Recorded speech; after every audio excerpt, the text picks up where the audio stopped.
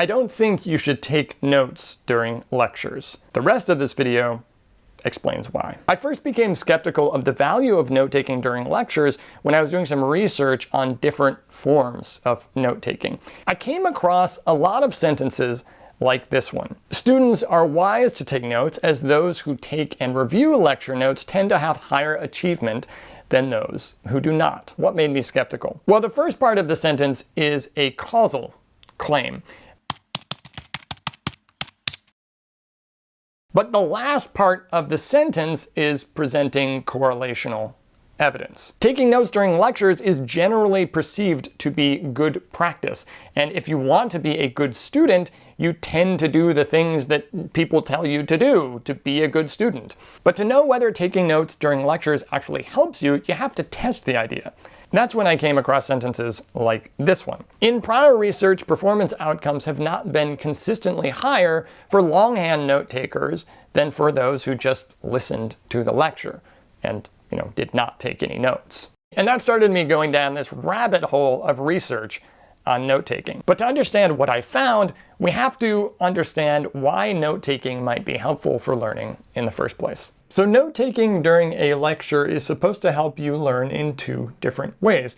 The first way is called encoding. Physically writing down what you heard is supposed to help you remember what it is you heard. Evidence for the effectiveness of encoding is a bit mixed, but it probably does help you remember at least a little bit, just not as much as alternative methods. Second way that taking notes during lectures is supposed to help you learn is by reviewing your notes later. So that's what's called storage. So you have a kind of source that you can go back to reread. Again, the same kind of story here. Rereading your notes is better than doing nothing, but it's probably not as good as alternative methods. However, there is a competing theory about note-taking during lectures, and that has to do with attention. While you are writing down what the lecturer just said, the lecturer is continuing to speak.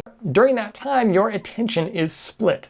So you have to pay attention to what you're writing, and ideally, under the encoding hypothesis, you are summarizing and interpreting what the lecturer is saying. But at the same time, you also have to be listening for the new information that is being said. Generally speaking, splitting your attention this way is a bad idea. It's a bad idea in almost any context, and the consequence is that learning suffers. Okay, so that is an argument against the idea of taking notes during lectures, but there's also an alternative approach. And the alternative approach is to leverage something that we know is pretty effective at long-term learning and deepening your understanding, and that is called free recall. Now, free recall is not anything crazy or exciting. You just take a blank sheet of paper out or anything that you can write on, and you try to remember everything that you heard, and you try to maybe organize a little bit of it as you recall. So in a way, it's kind of like taking notes after a lecture or after you read something. This kind of free recall is effective in lots of different contexts, and it's effective just on its own without doing anything else. But it's particularly effective when you can see what was missed, when you can correct yourself in a way. So what does the research really say about all of these claims? One, and this is something that everyone agrees on, verbatim notes are very bad. If you think about it for a second, verbatim notes actually do not correspond with any of these theories. Now, from the attention side, right, if you're taking verbatim notes, that means you have to write a ton, and you're essentially transcribing while the person is talking, and so you have to be writing extremely fast for that to even get down the notes. You've got to be missing something. So it's bad from the attention point of view. What about encoding? Encoding is about interpreting and understanding and synthesizing what's being said. So if you're writing verbatim notes, you're not doing that. So it doesn't really help you there.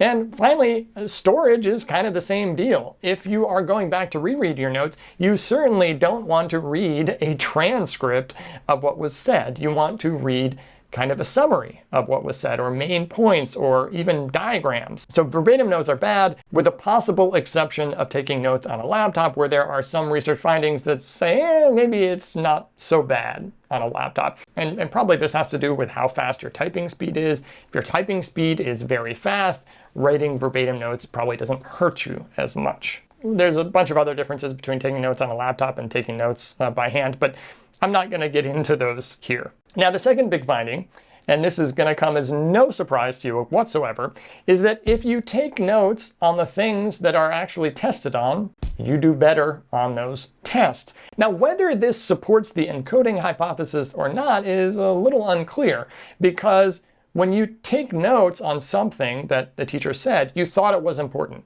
and you paid attention to that thing. And so, is it the case that you paid attention to it that was important, or was it the case that you wrote it down that wasn't important? Well, probably a little bit of both, but if you pay attention to the right stuff, you end up doing well. And if you paid attention to the wrong stuff, whether you wrote that down or not, you probably are not going to do as well. The third thing, and this is the big one, is that taking notes during lectures doesn't really confer any extra advantages beyond taking notes after lectures, or doing what I called earlier a free recall session after the lecture. In controlled research, taking notes during a lecture doesn't even beat taking no notes and doing no review whatsoever. In this study, for example, the no notes group did just as well as any of the groups using any of the other note-taking methods on immediate tests. Now, we know that in delayed tests, free recall approaches, or sometimes called self-testing approaches, beat